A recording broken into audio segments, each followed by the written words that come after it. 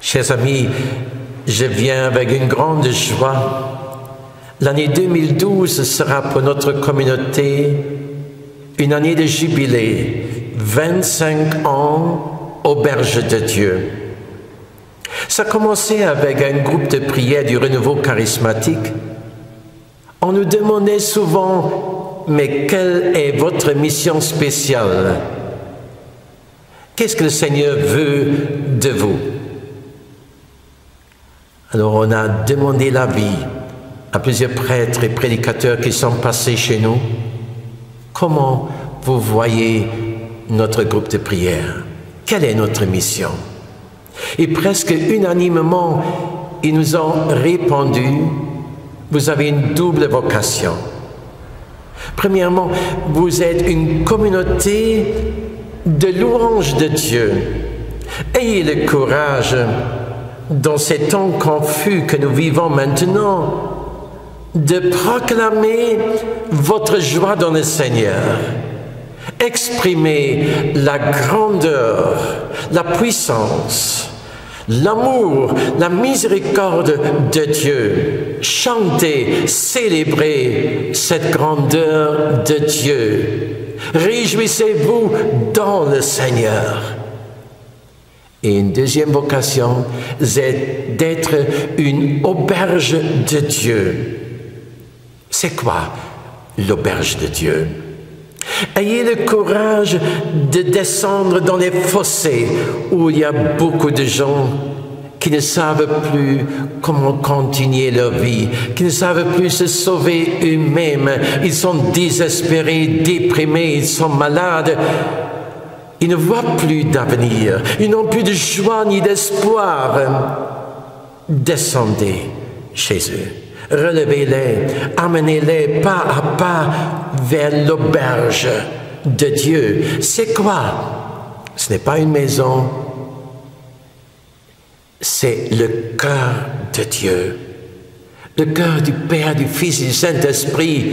Ce cœur qui est rempli d'amour. Ce cœur qui brûle d'amour et qui veut que l'homme soit sauvé, qu'il ne se perde pas, mais qu'il ait la vie éternelle.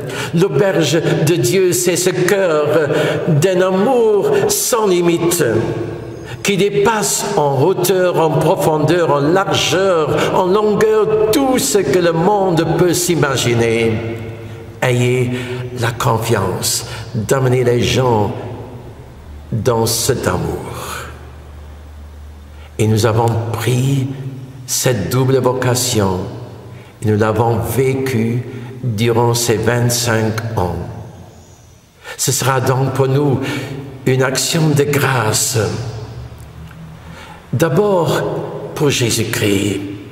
Il était pour nous ce bon Samaritain, lui qui était auprès de Dieu, lui qui est descendu dans nos fossés, lui qui a pris sur soi toutes nos maladies, toutes nos souffrances, nos douleurs, nos peurs, nos doutes, tous ces sentiments d'être perdu, d'être désespéré. Il a pris sur soi le péché, toutes nos fautes. C'est lui, l'agneau de Dieu, qui a enlevé tout ça.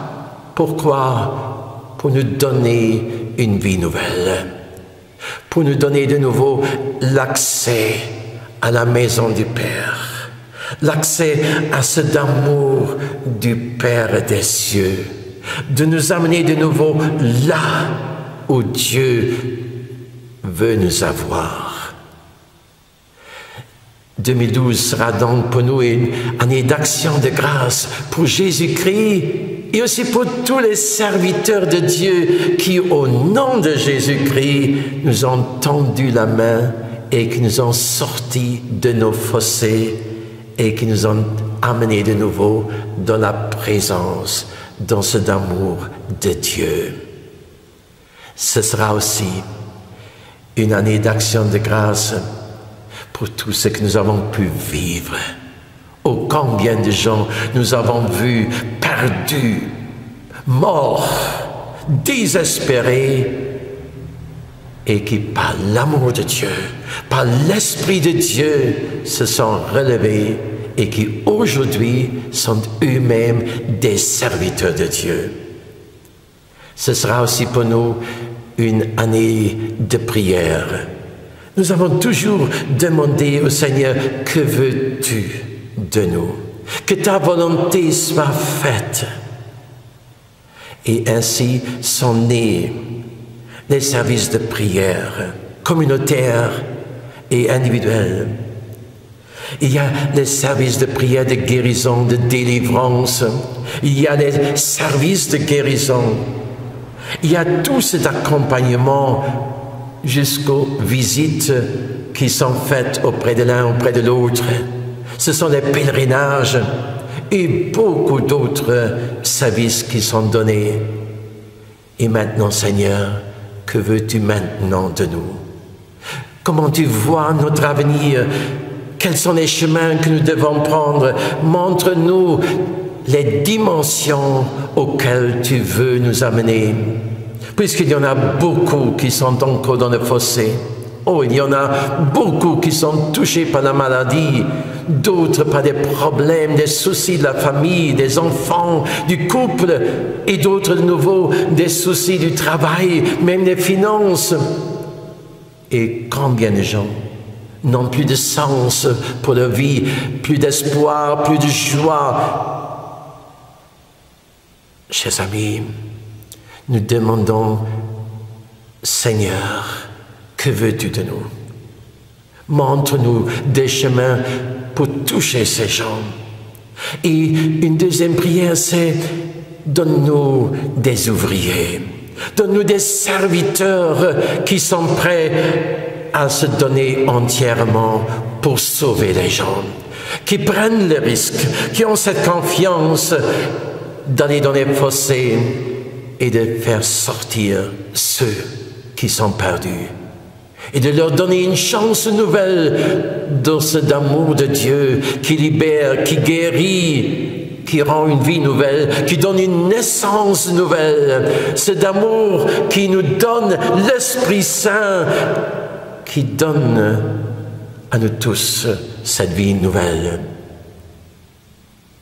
Chers amis, je voudrais terminer avec cette prière. Seigneur, nous te remercions de tout cœur pour tout ce que tu as fait parmi nous.